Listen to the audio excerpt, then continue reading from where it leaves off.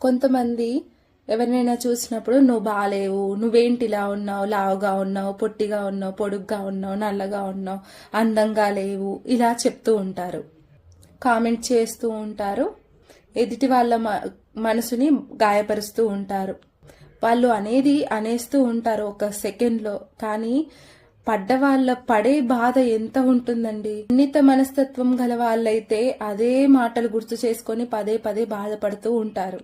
దేవుడిచ్చిన దానికి ఎవరేం చేస్తారండి? అందం అనేది బాహ్య సౌందర్యానికి సంబంధించింది కాదు కదా, అంతః సౌందర్యానికి సంబంధించింది.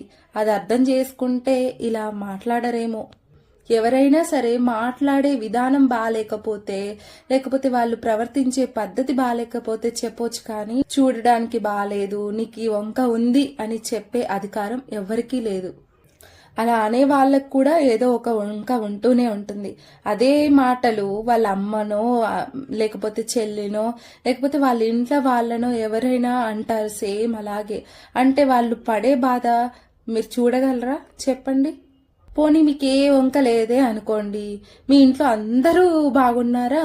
ఎవ్వరికో ఒకరికి ఖచ్చితంగా వంక ఉంటుందిగా. అసలు వంక లేని మనిషి లేనే లేడండి. అలా ఉన్నారా ఎవరైనా ఆలోచించండి. అది గ్రహించుకుంటే అలా మాట్లాడరు. ఆ భగవంతుడు సృష్టించిన వాళ్ళమే మనం. కాబట్టి ఎవరైనా ఎదురైనప్పుడు వారిలోని లోపాలను వెతకాలనే ప్రయత్నాన్ని ఆపేసి వారిలో ఉన్న సద్గుణాలను, పాజిటివ్స్ ని వెతకండి. అప్పుడు వారు పడే ఆనందం మీకు మంచిది, వారికి మంచిది, ఒకరిని సంతోషపెట్టిన వారు అవుతారు. ఒకరి బాధకి కారణం అవ్వకండి, సంతోషానికి కారణం అవ్వండి. మన చుట్టూ ఉన్న వారిలో ఒక్కరిని బాధ పెట్టినా సరే మనం తర్వాత భగవంతుని పూజకి గాని ఆయన నామానికి గాని ఏ దానికి ఉపక్రమించినా ఆ పూజ భగవంతుడికి చేరుకోదండి. ఎందుకంటే ఎదుటి మనిషిలో ఉన్న భగవంతుణ్ణి దర్శించలేనప్పుడు ఇంకెందుకు ఆ పూజ? ఈ అందం ఇవన్నీ శాశ్వతమా?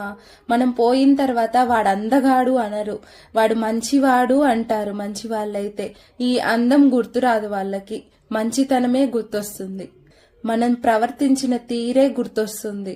నువ్వు అందంగా ఉన్నా సరే నీకు మంచితనం లేకపోతే నీ ప్రవర్తనే గుర్తు వస్తుంది, నువ్వు ప్రవర్తించిన తీరే గుర్తొస్తుంది. మనసులో ఏ కల్మషం లేని వాళ్ళు, మనస్ఫూర్తిగా నవ్వే వాళ్ళు ఎప్పుడు బాగానే ఉంటారు. కాబట్టి అందరిలోనూ దైవాన్ని చూడండి, ఎందుకంటే ఈ జగమంతా దైవ స్వరూపం కాబట్టి.